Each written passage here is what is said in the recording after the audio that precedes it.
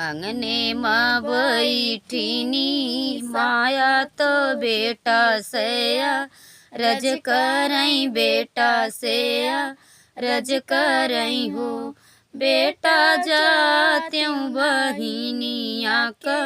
देश खबर लेई आयो खबर लेई आयाऊं हो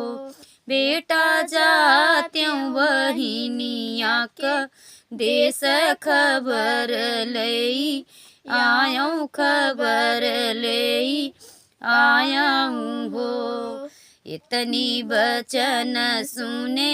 बेटा तो सजतई यार भाई सजतई यार भाई हो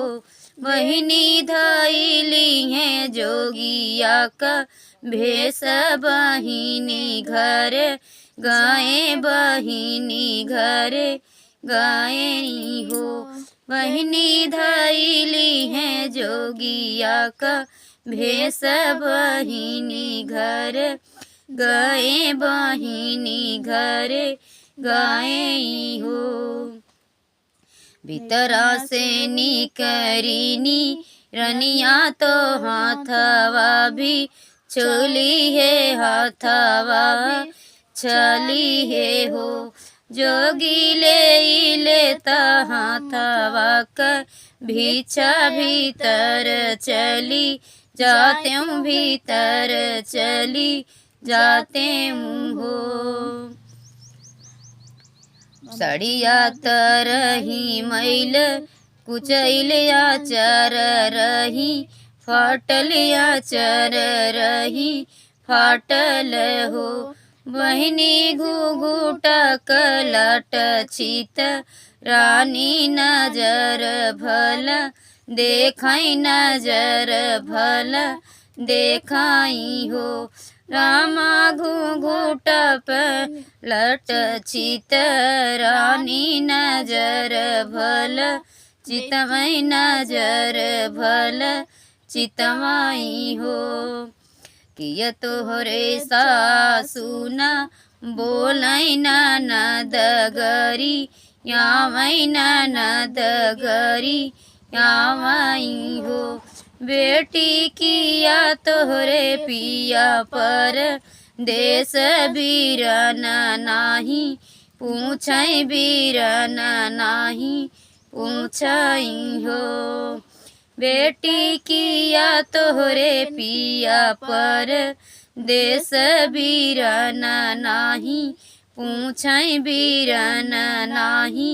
पूछई हो सासू नाही मोरी बोलै ननद गरी यावै ननद गरी यावई हो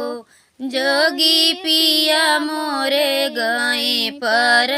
देश खबर नाही लेथे खबर नाही लेथे नी हो जोगी मई जोगी बीरन जय हमारे या केलया नन नाही आमैया केल नाही आमाई हो जोगी बीरन हेया केलया नन नाही आमैया नन नाही आमाई हो इतनी बचन सुनई जोगी तो सुनी के च कित भाए सुनी के च कित भाए हो जैसे जबरी गता लौनाया साढ़वा का बरसे साढ़वा का बरसे नी हो जो बेटी कि रामाव भरी गए हमारो का रे जवा बहिनिया का रोए बहिनिया का रोए हो बहिया रामा भरी गए हमारो का रे जवा बहिनिया का रोए बहिनिया का रोए न हो। तो बहुत ही सुंदर प्यारा गीत